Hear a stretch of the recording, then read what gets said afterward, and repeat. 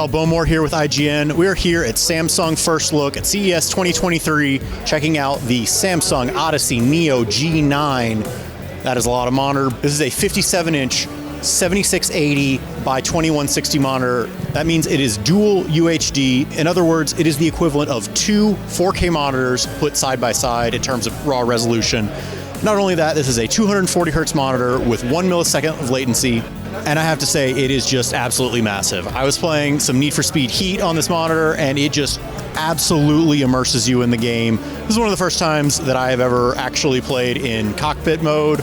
Normally, I like that third-person camera, but with it in cockpit mode, you really feel like you are right there in the car, fully immersed in the game.